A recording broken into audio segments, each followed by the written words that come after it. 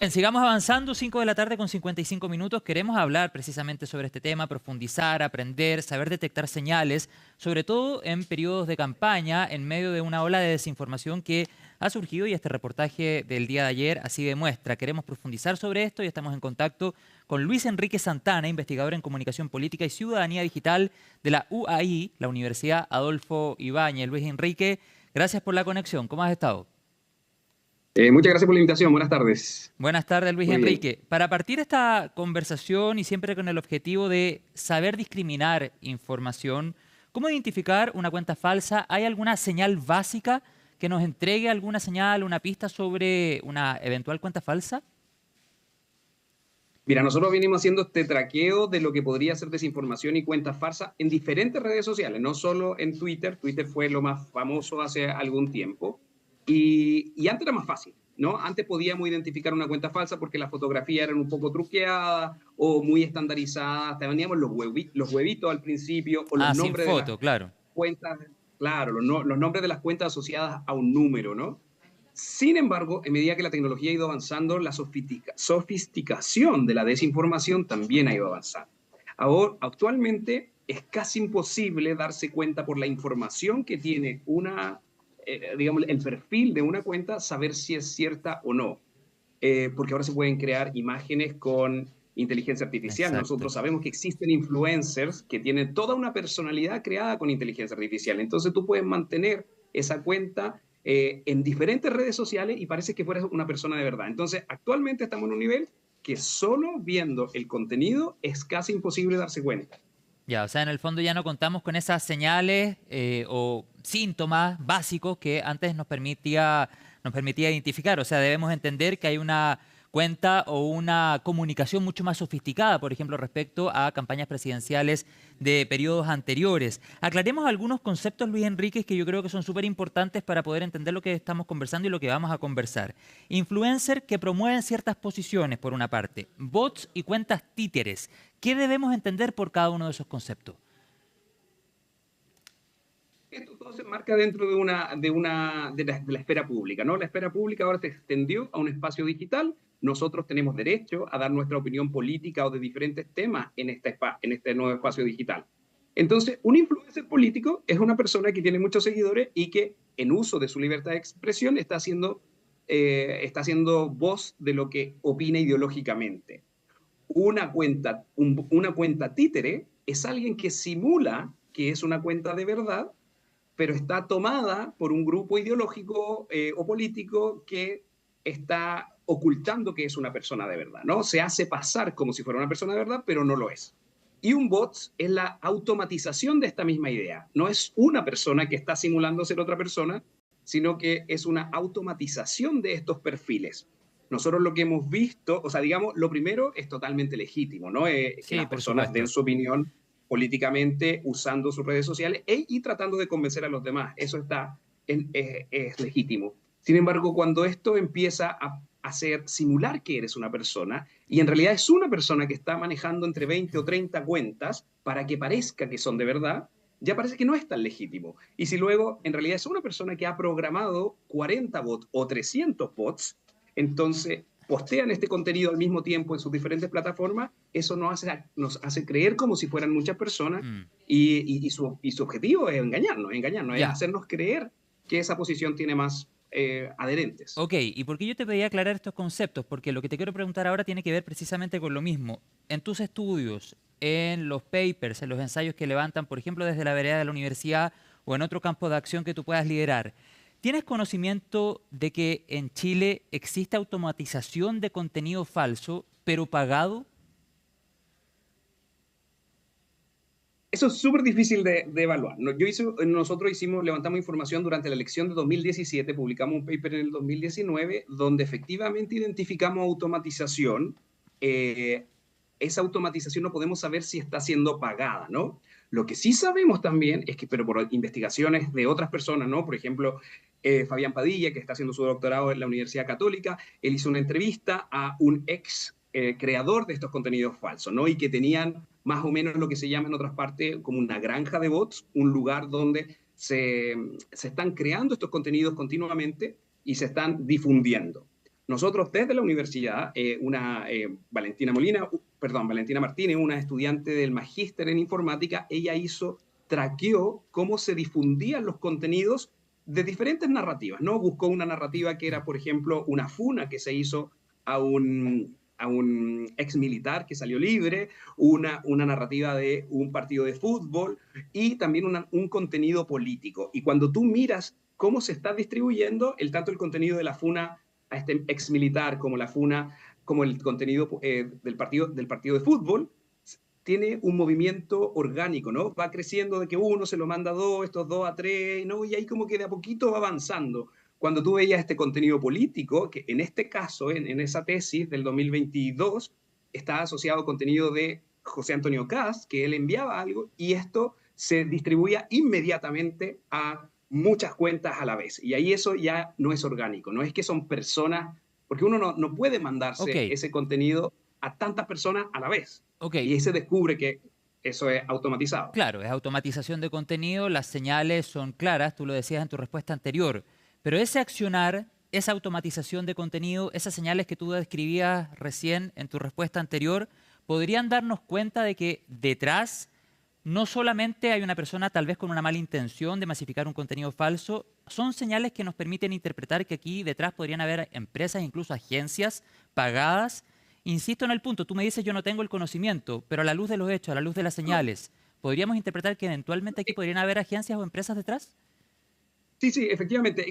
Esta evidencia tenemos que existe en todas partes del mundo. Agencias de marketing político que venden este servicio de promover algunos contenidos que un candidato quiere promocionar, ¿no? Ellos no evalúan si necesariamente ese contenido está siendo desinformativo o es un contenido real. Uno puede comprar esos servicios, están disponibles. Nosotros, yo hace un tiempo atrás, un año atrás o algo así, y cada vez Ya, antes pero de la sería a lo elección escribo menos una poco columna. ético que una empresa que lucra, que tiene iniciación de actividades, independiente de que ellos no evalúen si el contenido es verdadero o falso, sería a lo menos poco ético que estén trabajando para desinformar a la población. Exactamente, y hay Claro. otras prácticas que también sé que existen, por ejemplo, que es el pago a incluso menores de edad para que difundan contenidos previo a los periodos de la campaña, ¿no? Como que hay algunos grupos que pueden identificar a menores de edad que transmiten en TikTok o que hacen lives en Instagram y que tienen muchos seguidores y que les empiezan a pagar para que sigan o pongan algunos temas. Nosotros sabemos que eso pasó en la última elección presidencial, sabemos que pasó también durante los procesos constituyentes, ¿no? Esos momentos están. Y esto es súper, o sea, a lo menos es discutible que Mm. no avisen un influencer que está siendo pagado por dar ese contenido. Peor aún, si es una persona que es menor de edad, ¿no? No sé si tiene una Sí. iniciación de actividades, si ese niño hizo una boleta o esa niña hizo una boleta. Y además, Luis Enríquez, de lo poco ético que puede llegar a ser, lo condenable que es desinformar, distribuir contenido falso, independiente de la postura política que sea, ¿ah? Eso hay que dejarlo claro. O sea, el contenido falso venga de donde venga, hay que condenarlo y es parte también del rol que tenemos como nosotros como medios de comunicación, hacer que eso sea completamente rechazado. Bueno, pero además de eso, además de los intereses políticos, ¿tú crees que responde a vacíos legales en nuestro país? ¿Nos ha pillado de frente esta nueva realidad o tal vez estamos reaccionando tarde a algo que ya estaba pasando hace bastante tiempo y no tenemos la legislación suficiente que pueda poner un freno? Yo creo que todas las anteriores, pero yo diría que este no es un problema que nos enfrentamos solo en Chile. Las plataformas de redes sociales, que son finalmente el espacio donde estamos interactuando, tiene unos fines comerciales, que esos fines comerciales no están pensados para ser lo más saludable para nuestras democracias, ni tampoco para nuestra vida diaria, digamos, pero si lo pensamos en la democracia, sus objetivos muchas veces están por sobre el objetivo de mantener una sana discusión democrática. Entonces, hay ciertos contenidos que los algoritmos de las redes sociales Ujú. reconocen como contenidos que son llamativos y solo porque han sido catalizados por mucha gente que se puso de acuerdo, estas granjas de votos, el algoritmo lo reconoce y lo distribuye más. Esto le está pasando en todas partes, ¿no? En algunos lugares hay mayores como monitores que de esto que pasa, ¿no? En algunas elecciones, en Europa, en Estados Unidos, en Canadá, hay más monitores que ponen las redes sociales para tratar de flaguear o bajar contenidos que derechamente ellos se dan cuenta que son automatizados.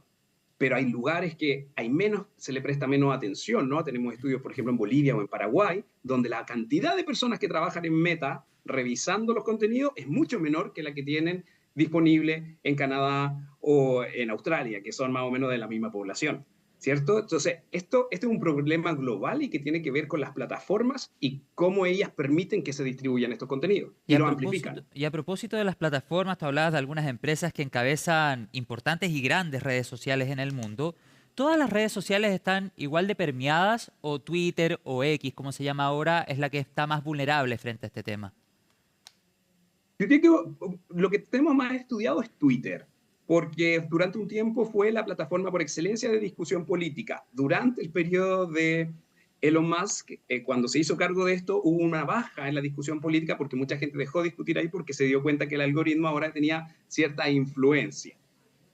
¿Y ahí qué pasó? Se distribuye. Tenemos TikTok, tenemos Instagram, los grupos menores de edad, o sea, no menores de edad, sino que los grupos más jóvenes, esos son las plataformas por excelencia donde están discutiendo de política Mm. y ahí se pueden poner los contenidos en la medida que no sean ilegales, no hayan desnudos, no se hablen grosería, pueden poner el contenido como si fuera libertad de expresión y muchas veces es contenido falso.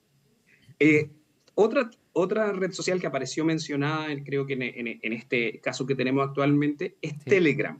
Telegram, al ser una plataforma cerrada, es como un WhatsApp, pero más seguro, en el sentido de que no puede ser intervenido, es una plataforma que se está usando para la coordinación de esta desinformación.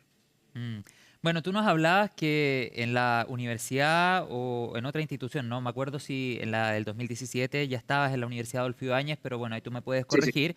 Habían hecho un estudio particularmente de la elección del año 2017, la presidencial, pero me imagino que independiente de que ese estudio haya estado focalizado en dichos comicios, me imagino que igual has observado lo que ha pasado, por ejemplo, en las campañas de los plebiscitos constitucionales o incluso en la elección presidencial anterior, donde finalmente gana el actual presidente Gabriel Boric. Si hacemos una comparativa con el estudio del 2017, lo que has podido ver en las otras elecciones más recientes, versus lo que está pasando ahora, ¿qué puedes decir del contenido? ¿Estamos con mayor proliferación de contenido falso, al menos en esta contienda que todavía no termina? ¿Cómo lo comparas con las experiencias anteriores? Y te agrego a esta pregunta algo que tú decías al comienzo, se han ido agregando otros componentes que hacen que estos mensajes sean cada vez más sofisticados, por ejemplo. Yo que me atrevería a decir que esta es una de las primeras elecciones, o tal vez la segunda, donde la inteligencia artificial también ocupa un rol importante.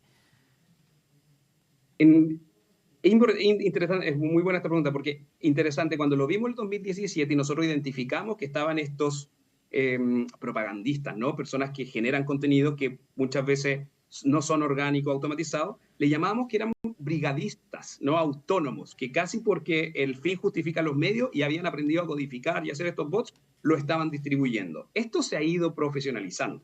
Tenemos agencias que venden estos servicios, algunas en Chile, otras fuera de Chile, o parte de estos servicios, ¿no? La línea es muy delgada de hasta qué punto tiene la agencia que determinar cuál es el contenido que está vendiendo. Entonces yo creo que el problema que tenemos actualmente es que es mucha más gente que se está informando a través de redes sociales. Entre el 50 y el 60% de las personas dicen que es su principal forma de informarse de las noticias del día. Entonces, si tú te metes con contenidos desinformativos en ese 50-60%, puedes generar muchos mayores problemas. Otro tema tiene que ver con las personas mismas que reciben estos contenidos. Muchas veces las personas se transforman en difusores del contenido no porque lo crean. Nosotros también hemos hecho más estudios cualitativos donde las personas nos dicen que ellos le mandan a sus amigos y a sus familiares este contenido para que ellos les digan que si es verdad o no. ¿No? No Mm. siempre, sobre todo los jóvenes, les llegan las noticias de sus familiares más adultos. Los jóvenes además sobredimensionan sus capacidades para poder reconocer contenido desinformativo, ¿no? También se ha probado, o sea, los jóvenes creen que a ellos no los engañan, ellos sí saben reconocer, en cambio los mayores, sus tíos, sus abuelos, sus madres, ellas sí están engañadas, pero hemos visto que tampoco es así, ¿no? Es porque el nivel de sofisticación que está teniendo esta programación de contenidos para que te lo creas tú específicamente está mucho más sofisticado. Hay experiencia el año pasado fue 2024, es el año que más elecciones han habido en la historia al mismo tiempo. Y el panel internacional de desinformación, una gran red que hay de investigadores en estos temas en el mundo, identificó, no me acuerdo si el 87 o el 90% de esas elecciones habían descubierto que había desinformación con inteligencia artificial, deepfakes, que ya las personas no se logran dar cuenta quién era, ¿no? Teníamos una mujer creada con inteligencia artificial Imagínate. que acusaba a un candidato de haber abusado de ella. Eso no me recuerdo bien si es en Taiwán o en Hong Kong, pero tú veías la denuncia o veías a Joe Biden apoyando a una candidata en Namibia, ¿no? Como que hoy es Sí. más peligroso porque O somos sea, incapaces de darnos cuenta si es verdad o no. podemos decir, Luis Enrique, a priori, como una de las primeras conclusiones de esta conversación, que ha aumentado mucho más rápido la sofisticación, el avance, la tecnología que se utiliza en estos mensajes falsos o en esta distribución o automatización de contenido falso versus la capacidad de control que existe.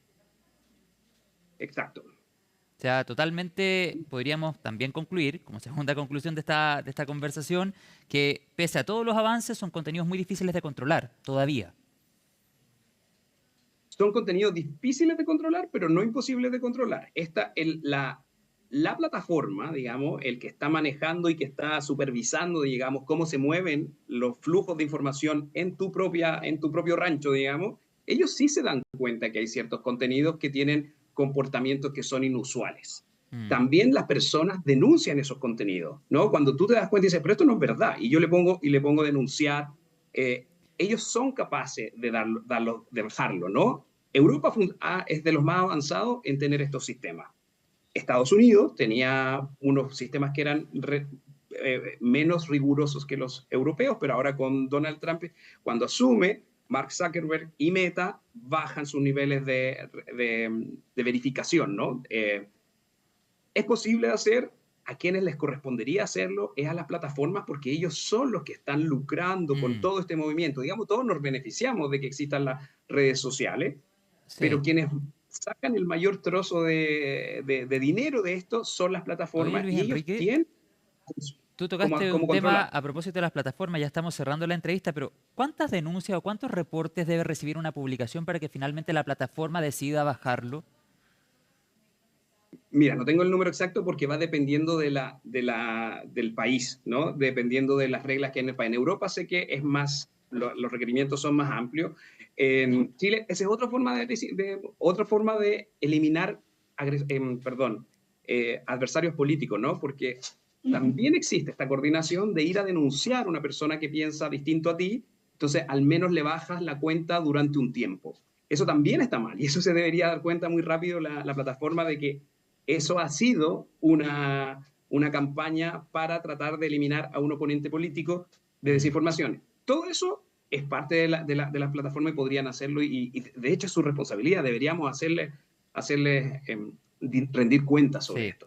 Oye, yo te quiero agradecer, Luis Enrique Santana, de la Universidad Adolfo Ibáñez, por esta conversación. Es un tema que está motivado por lo que fue publicado el día de ayer en el reportaje, pero es interesante conversarlo, sobre todo en épocas de campañas presidenciales, de campañas parlamentarias, donde abunda información por las plataformas digitales, no solo en Twitter, sino también en otras redes. Sería interesante que en otra oportunidad podamos profundizar, por ejemplo, si tú tienes información respecto a políticas o proyectos que en definitiva se hayan concretado en base a un apoyo falso en las plataformas digitales. Es otro de los temas que es interesante. Tengo entendido que hay experiencias así en otros países. Gracias otra vez, que tengas una buena tarde y gracias por las directrices y también las señales que tú nos has enseñado en esta conversación con Hoy es Noticia. Que tengas una buena tarde. Gracias a ti, José Miguel. Hasta luego. Que estés muy bien, muchas gracias. 6 de la tarde con 14 minutos. Nos vamos a ir a la pausa en Hoy es Noticia con imágenes de la región del Biobío. Cielo despejado que permanece también el día de mañana. Las nubes vuelven el fin de semana a esa zona de nuestro país. Ya estamos de vuelta.